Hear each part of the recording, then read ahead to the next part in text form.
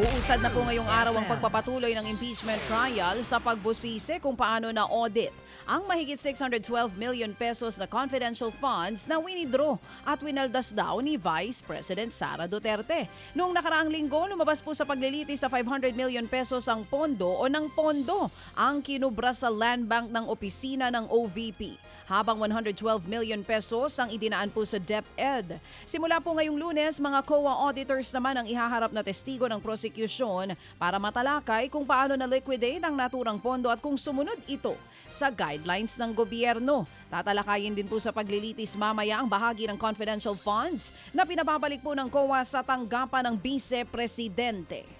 Samantala, handa naman daw i-cross-examine ng depensa ang mga testigong ihaharap ng prosecution kaugnay po sa alegasyon ng pagwawaldas daw ng Vice Presidente sa kanyang confidential funds. Kasama sa inaabangang testigo ng prosecution si Mary Grace Piatos na naging sentro ng issue sa confi funds ng Vice noon.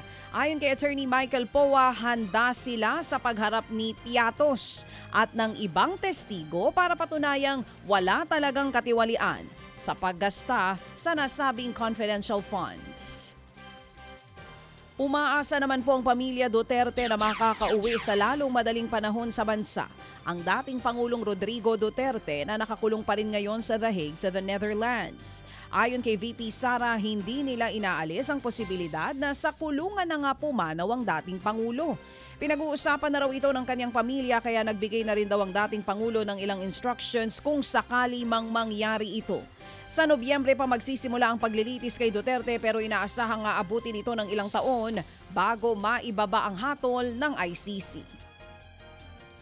Malapit naman na daw makumpleto ni Senator Panfilo Ping Lacson ang dulo ng kanyang investigasyon sa mga bagmen sa maanumalyang mga proyekto dyan po sa Taguig.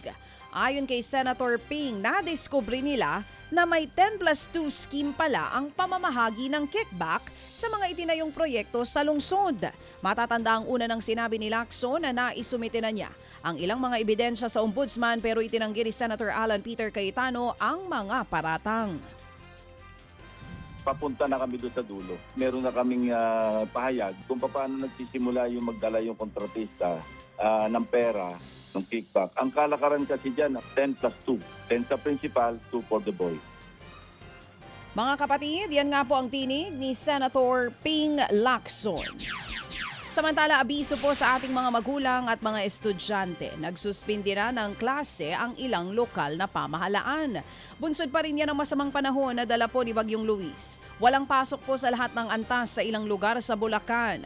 Kabilang po dyan ang Malolos City, Obando, San Jose del Monte City, kasama rin po ang Santa Maria at San Ildefonso. Wala ring pasok sa Balagtas, Pulilan, Marilao, Bocaue, May Kawayan City at sa Hagonoy. May mga nagsuspindi din ng klase sa Pangasinan, sa lahat po yan ng antas. Kaya na lamang ng Bayambang, Calasiao, Infanta, maging sa mga Tarem. Maging sa Pozorubio, San Carlos City, Orbistondo at Dagupan City, suspendido ang klase. Ganyan din po sa ilang bayan ng Quezon, gaya po ng Burdeos, Panukulan at maging sa Polillo.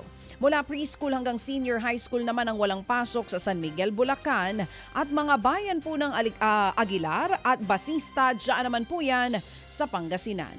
Mga kapatid, patuloy po kayong tumutok sa 105.9 True FM para sa totoong balita, impormasyon, music and entertainment. Mag-subscribe sa aming YouTube channel at podcast at sundan nyo kami sa Facebook, Instagram, X at TikTok sa True Network PH. Bisitahin din po ang aming official website, truefm.ph. At panoorin din kami sa True TV Signal, Channel 19. Kami po ang 105.9 True FM. Laging true sa'yo, kapatid.